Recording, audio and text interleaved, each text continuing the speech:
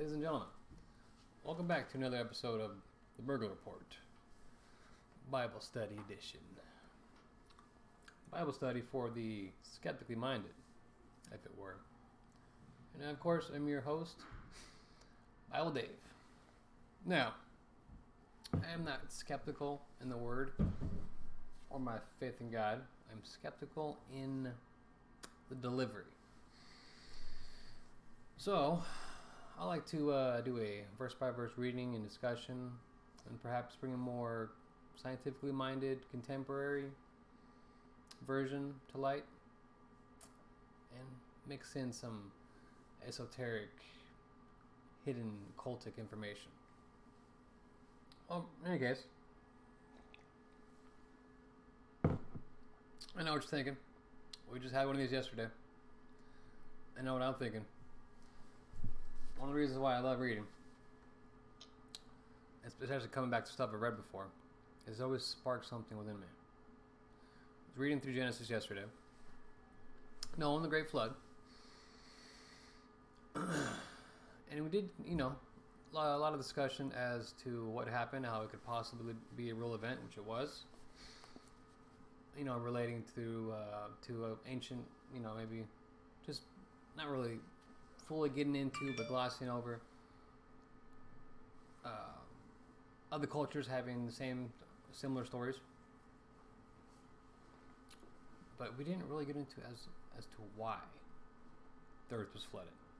I mean, we covered it in chapter 6, which is part 1 of the Noah part of Genesis. But I had a weird dream last night. I was fighting like a giant. It was okay. Where do I begin? Okay, well, let's just say chapter 6 does talk about giants and the Nephilim, but I wasn't thinking about that going to bed at all. I wasn't thinking about any of that.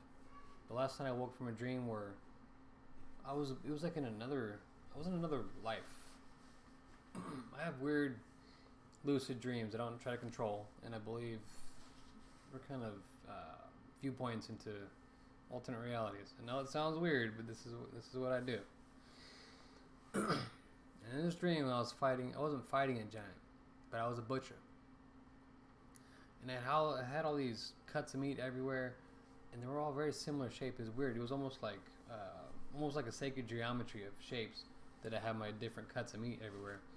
And I had this cart filled with ham, and I was late to get into where it's supposed to go, and then this giant comes, huge giant with big old cleavers for whatever reason. And he comes looking for the ham, and I'm rushing down to get it to him. Don't get it to him in time, and he just starts attacking. Like he's just huge person being just towering over this little city, this little hillside, kind of reminiscent of some kind of Italian villa or something. And he's just bringing his arms down and cleaving and just causing crazy catastrophe. But somehow I managed to escape, because in my dream I had seen it before, and it happened before. It played through. It also happened before for him as well, the giant. And he was almost looking back to see how it happened while he was attacking. It was the weirdest thing. He'd be attacking, and he'd look over to a screen or something and trying to find out, which way I went or which way he's supposed to attack. And from my perspective, I was watching his patterns. He was striking in these just very specific patterns, so I was able to dodge, and I think things kind of subsided because I recognized the patterns. Very bizarre dream. I woke up I gotta tell the story, and it just has everything to do with the ancient world that Noah lived in. And it even, like I said, it talks about it in the book. Let's go over. Let's see. Chapter 6, verse 4. In those days, and for some time after, giant Nephilites lived on the earth, and for whenever the sons of God had intercourse with women, they gave birth to children who became the heroes and famous warriors of ancient times. So, obviously, you have the reasons God flooded the earth was because society was crazy. Everybody was lusting after everything, crime everywhere, which is definitely what's going on today. But a huge part of it, from my understanding, was the giants, or not so much the giants, but there was a set of angels that came down and mated with women. They made an agreement that they were going to trade knowledge to man. I believe they made an agreement with some of the tribes of man, and they were trading knowledge for their lustfulness, the women, and they were having these giants as children, the Nephilim, I believe, and they were destroying the world. They would rule over man, and they would use up all the resources, and then it got to a point where they turned on man, and they were just destroying him and even eating him, some of them.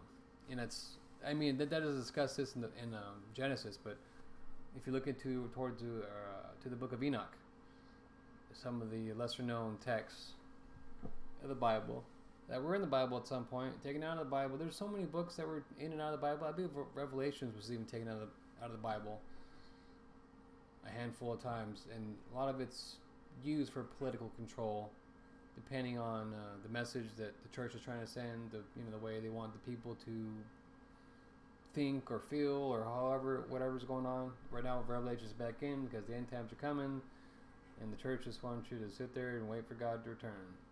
Don't do a thing. I don't think so. I don't think that's what God wants at all, but church has control over a lot of things, and question their motives and who controls the church. But that's why I'm here. I just like to discuss things outside the normal realm. But the book of Enoch does talk a lot about this. And I was reading this morning through, I think, first couple of chapters of The Watchers, one of the first parts of the book of Enoch. I actually never read anything of it besides a few passages. And Enoch, of course, was mentioned. Chapter 5, I think, of Genesis. I believe it would be Noah's grandfather. So, and he was shown many things and taken up to heaven to be with God, and he had a lot of crazy revelations, visions, and things that he talks about in the book of Enoch that coincides with all the stuff in the Bible. Talks about the flood and then what's to come during Revelations. Very interesting book. Highly recommended to read through at least once. I know I'll continue to do so, but it was just the strangest dream to come up with last night, out of nowhere. And it just, like last time, it was after the fact, talking about Adam and Eve, about what I thought maybe the tree of knowledge of good and evil was, and how that relates to contemporary beliefs, like maybe Hindu or yogi practices, where you have this tree of life or vibrations or different things.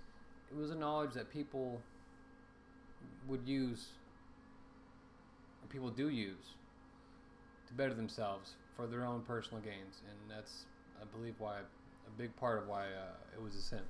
It still is, perhaps. But the Nephilim were mentioned. I mean, you can go through all kinds of documentaries these days and find ancient fossils and stuff, or things, and even ancient human remains that are for modern humans, Homo sapiens sapien, the person you're looking at in the mirror every day. Those date back to close to 200,000 years, and yet our modern history is roughly 10, 12,000 years old. So we've definitely been wiped off face of the earth for the most part, hence the Noah's flood. And there's been other beings in the past.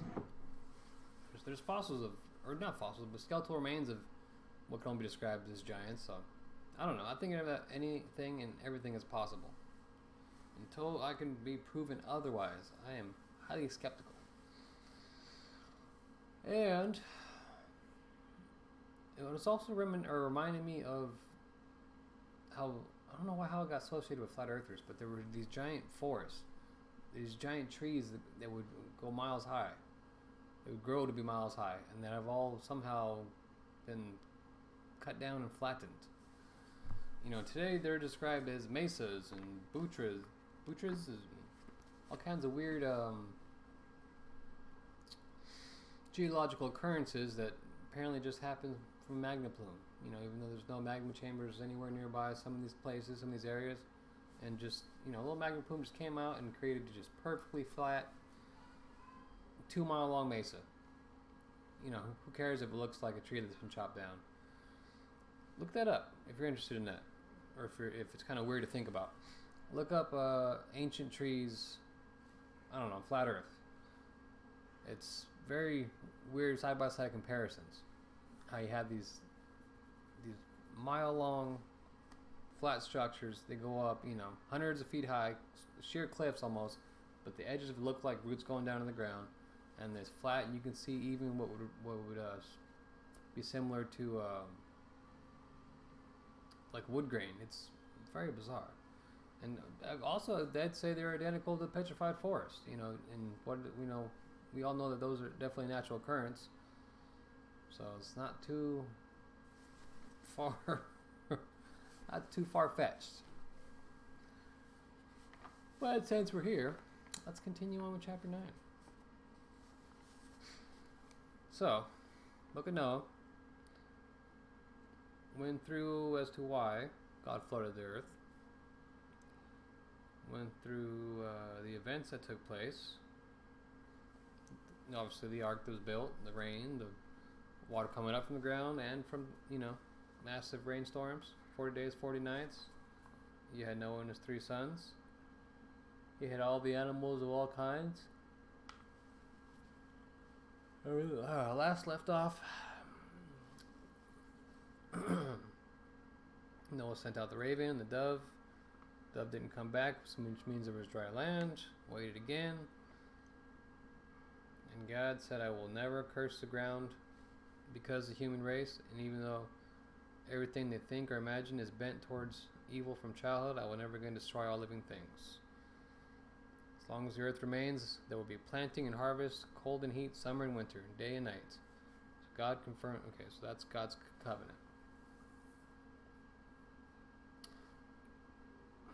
Before I get too far into this, it does remind me of the fairy tale of Jack and the Beanstalk. Having the giants come down and these crazy giant trees that are, take my word for it, look them up. They're all over the planet. All over Africa, all over North America. I don't know, you name it. Any continent, you'll find these things all over. There's a huge one in Brazil. Crazy, massive, looking like tree stumps that have been perfectly sheared across. Very bizarre. But when you have tales like Jack and the Beanstalk, and I always say that these ancient myths have some kernel of truth or some little bit of something there, to where how's that not far-fetched if you have these race of giants, you have giant trees, they're ruling over man from on high, or however it is, and you have the little peasants, their story of fighting them over eons ago or millennia ago, centuries ago, whatever could happen. Very interesting. Okay, continue on. God confirms his covenant. Chapter 9. Then God blessed Noah and his sons and told them, be fruitful and multiply, fill the earth. All the animals of the earth, all the birds of the sky, all the small animals that scurry along the ground, and all the fish in the sea will look on you with fear and terror. I have placed them in your power. I have given them to you for food, just as I have given you grain and vegetables. But you must never eat any meat that still has the lifeblood in it. Interesting. So similar to what he told Adam and Eve. And I will require the blood of anyone who takes another person's life. If a wild animal kills a person, it must die. And anyone who murders a fellow human must die. If anyone takes a human life, that person's life will also be taken by human hands. For God made human things in his own image. Now be fruitful and multiply and repopulate the earth. So an eye for an eye, it seems. Tooth for a tooth.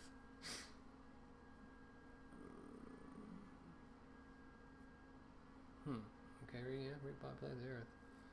Then God told Noah and his sons, I hereby confirm my covenant with you and your descendants. Jeez, that was old.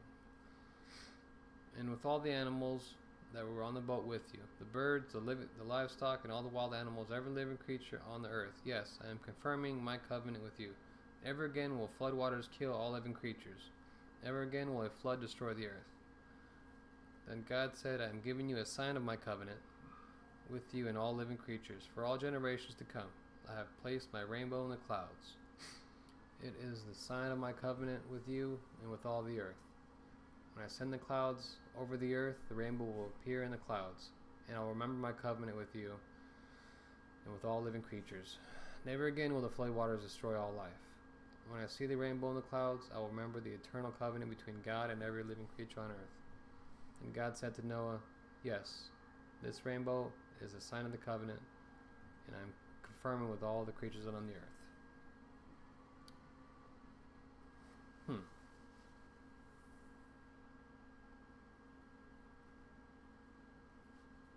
Not a bad deal.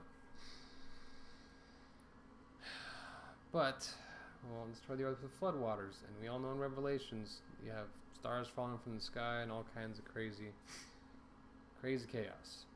No floodwaters, it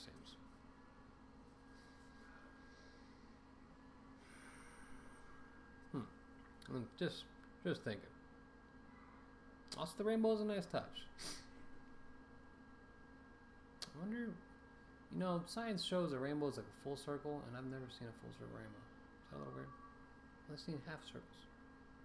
Very strange. Perhaps I could look one up on the internet, on the interwebs. Alright, Noah's sons. Verse 18. The sons of Noah who came out of the boat with their father were Shem, Ham, and Japheth. Ham was the father of Canaan, I believe, yes. From these three sons came all the people who now populate the earth. See, so that's different from what we talked about, everyone coming from Adam and Eve. When apparently everyone was destroyed, and everyone came from Noah's sons. Interesting. Now, is this referring just to modern civilization, and there were still survivors? Quite possible. I'm not going to add that in, because I don't know. I don't have a reference to it. But in my mind, that would make sense. I'd have to look into other translations, because there's always something lost in translation. Very important to understand that.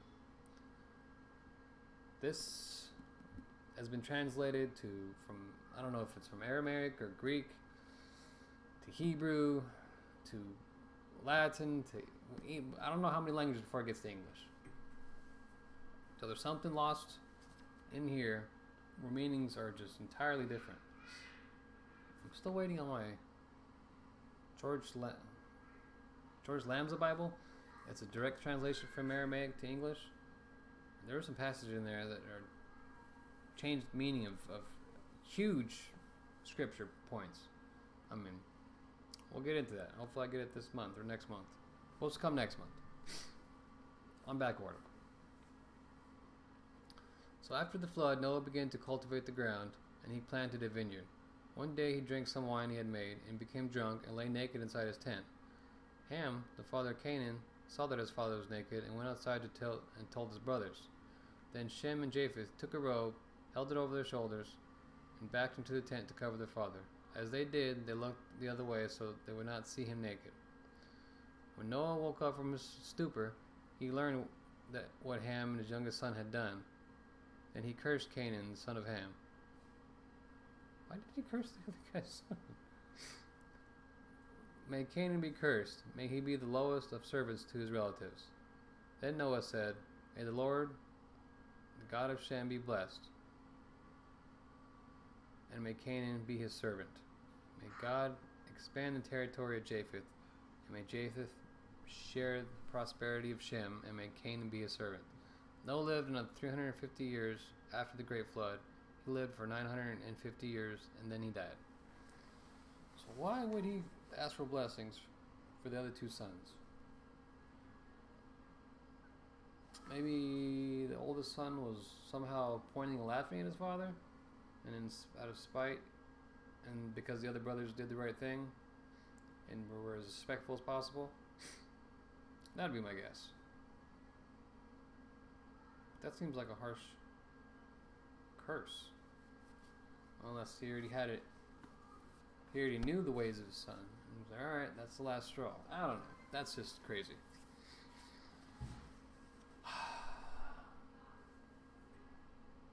There's probably some higher points in there somewhere. I don't know. In any case, I really wanted to talk about my dream that I had. It was so bizarre. It was so real. And it was just